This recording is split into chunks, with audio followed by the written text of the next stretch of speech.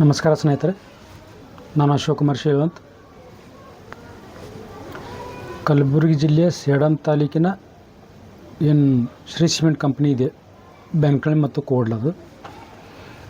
ಅದು 2008 ಮತ್ತು 2009ರಲ್ಲಿ ಏನು ರೈತರ ಫಲವತ್ತಾದ ಕೃಷಿ ಜಮೀನು ಖರೀದಿ ಮಾಡಿದೆ ಮತ್ತು ಅದರಲ್ಲಿ ಸಾಕಷ್ಟು ಸರ್ಕಾರಿ ಜಮೀನಿದೆ. ಅದು ಅನೇಕ ಕಾಯ್ದೆ ಕಾನೂನು ಉಲ್ಲಂಘನೆ ಮಾಡಿ ಕಂಪನಿ ನಿರ್ಮಾಣ ಮಾಡಿದೆ. ನಾನು ಅದು 2012 ಮತ್ತು 2017ರಿಂದ ನಾನು ದೂರು ಸಲ್ಲಿಸ್ತಾ ಬಂದಿದ್ದೀನಿ. ಅದಕ್ಕೆ ಸಂಬಂಧಪಟ್ಟಂತೆ ಅಧಿಕಾರಿಗಳಾಗಲಿ ಜನಪ್ರತಿನಿಧಿಗಳಾಗಲಿ ಯಾವುದೇ ಕ್ರಮ ಕೈಗೊಂಡಿಲ್ಲ ಮತ್ತು ಅನೇಕ ಬಾರಿ RTIನಲ್ಲಿ ಕೇಳಿದರೆ ಸರಿಯಾದ ಮಾಹಿತಿ ಕೊಟ್ಟಿಲ್ಲ ಮತ್ತು ಇನ್ನೂವರೆಗೆ ಏನು ಕೋಡ್ಲ ಗ್ರಾಮ ಪಂಚಾಯತ್ ಮತ್ತು ಬೆನಕಳ್ಳಿ ಗ್ರಾಮ ಪಂಚಾಯತ್ ಕಾರ್ಯಾಲಯದಿಂದ ಪರವಾನಗಿ ಪಡೆದಿರುವುದಿಲ್ಲ. ಕರ್ನಾಟಕ ಗ್ರಾಮ ಸ್ವರಾಜ್ ಮತ್ತು ಪಂಚಾಯತ್ ರಾಜ್ ಅಧಿನಿಯಮ 1993 ಸೆಕ್ಷನ್ 64, 66 ಪ್ರಕಾರ ಕಡ್ಡಾಯವಾಗಿ ಸ್ಥಳಾಡಳಿತದಿಂದ ಕಟ್ಟಡ ಪರವಾನಗಿ ಮತ್ತು ಯಂತ್ರೋಪಸ್ಥಾಪನೆ ಪರವಾನಗಿ ಪಡೆಯಬೇಕಾಗಿತ್ತು. ಮುಂಚೆ ಇದು ಕೋಡ್ಲ ಗ್ರಾಮ ಪಂಚಾಯತ್ ವ್ಯಾಪ್ತಿಯಲ್ಲಿ ಬರೋದರಿಂದ ಕೋಡ್ಲ ಗ್ರಾಮ ಪಂಚಾಯತಿ ಕಾರ್ಯಾಲಯದಿಂದ ಕಟ್ಟಡ ಮತ್ತು ಯಂತ್ರೋಪಸ್ಥಾಪನೆ ಪರವಾನಗಿ ಪಡೆಯಬೇಕಾಗಿತ್ತು. ಅದು ಇನ್ನೂವರೆಗೂ ಪಡೆಯುವುದಿರೋದಿಲ್ಲ. ಆನಂತರ 2015-16ರಲ್ಲಿ ಮತ್ತು ಏನು ಬೆನಕಳ್ಳಿ ಗ್ರಾಮ ಪಂಚಾಯತ್ ಹೊಸದಾಗಿ ಆಗಿದೆ. ಇದು ಏನು ಬೆನಕಳ್ಳಿ ಗ್ರಾಮ ಪಂಚಾಯತ್ ಅಂತ. ಬೆನಕಳ್ಳಿ ಗ್ರಾಮ ಪಂಚಾಯತ್ ಕಾರ್ಯಾಲಯದಿಂದ ಕೂಡ ಈಗೇನು ಇಲ್ಲಿವರೆಗೂ ಯಾವುದೇ ಕಟ್ಟಡ ಪರವಾನಗಿ ಮತ್ತು ಯಂತ್ರೋಪಸ್ಥಾಪನೆ ಪರವಾನಗಿ ಪಡೆಯುವುದಿರೋದಿಲ್ಲ. ಅದು ಏನು ಮೂಲ ಬಂಡವಾಳ ಇರ್ತದೆ, ಒಂದು ವೇಳೆಗೆ ಯಾವುದೇ ಕಟ್ಟಡ ಪರವಾನಗಿ ಪಡೆದಿರೋದಿಲ್ಲ ಅಂದರೆ ಅದರ ಮೂಲ ಬಂಡವಾಳದ 3 ಪಟ್ಟು ದಂಡ ವಿಧಿಸೋದು ಕಾಯ್ದೆಯಲ್ಲಿದೆ. ಹೀಗಾಗಿ ಅದು ಮುಂಚೆ 2,000 ಕೋಟಿದು ಮತ್ತು ಈಗ 2,000 ಕೋಟಿ ಅಂದ್ರೆ 4,000, 4 3 12 ಅಂದ್ರೆ 12,000 ಕೋಟಿ ದಂಡ ಕಟ್ಟಬೇಕಾಗ್ತದವರು. ಅದು ಸ್ಥಳೀಯ ಆಡಳಿತಕ್ಕೆ ಗ್ರಾಮ ಪಂಚಾಯತಿಗೆ 12,000 ಕೋಟಿ. ಹೀಗಾಗಿ ಇನ್ನೂವರೆಗೂ ಶ್ರೀ ಸಿಮೆಂಟ್ ಕಂಪನಿ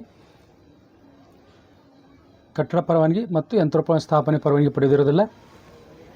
ಇದು ರೀಸೆಂಟಾಗಿ ಕೊಟ್ಟ RTI ಅಡಿಯಲ್ಲಿ ಈಗ ನಾನು ಫೇಸ್ಬುಕ್ನಲ್ಲಿ ಅಪ್ಲೋಡ್ ಮಾಡಿದ್ದೀನಿ. ಮಾಹಿತಿ ಕೊಟ್ಟಿದ್ದಾರೆ. ಬೆನಕಳ್ಳಿ ಗ್ರಾಮ ಪಂಚಾಯತಿಂದ ಯಾವುದೇ ಒಂದು ಕಟ್ಟಡ ಪರವಾನಗಿ ಆಗಲಿ ನೋಟಿಸ್ ಆಗಲಿ ಯಾವುದೂ ಪಡೆಯುವುದಿರೋದಿಲ್ಲ. ಕಂಪ್ನಿಯಿಂದ ನೋಟಿಸನ್ನು ಜಾರಿ ಮಾಡಿರೋದಿಲ್ಲ. ಅದು ಫೀಸ್ ಸಂದಾಯ ಮಾಡಬೇಕು, ನೋಟಿಸ್ ಜಾರಿ ಆಗಬೇಕು, ಹಲವು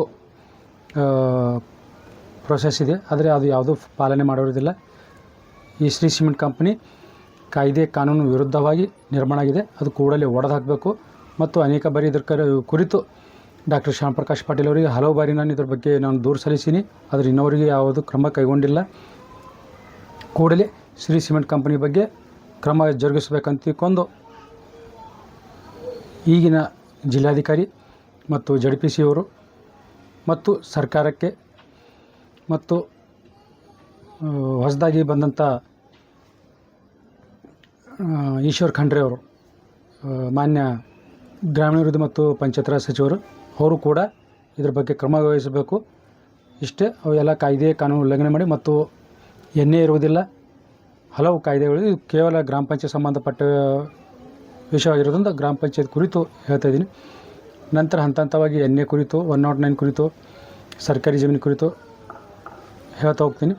ಇವಾಗ ಏನಾದಂದರೆ ಗ್ರಾಮ ಪಂಚಾಯತಿಯಿಂದ ಯಾವುದೂ ಕಟ್ಟಡ ಪರವಾನಗಿ ಮತ್ತು ಯಂತ್ರೋಪಸ್ಥಾಪನೆ ಪರವಾನಗಿ ಪಡೆಯೋದಿರೋದಿಲ್ಲ. ಕೂಡಲೇ ಆ ಕಂಪ್ನಿಯನ್ನು ಏನು ಬೆನಕಳ್ಳಿ ಮತ್ತು ಕೋಡ್ಲ ಗ್ರಾಮದಲ್ಲಿ ಏನು ನಿರ್ಮಾಣ ಆಗಿದೆ, ಕೂಡಲೇ ಆ ಕಂಪ್ನಿ ಕೂಡಲೇ ಹೊಡೆದಾಕಬೇಕು.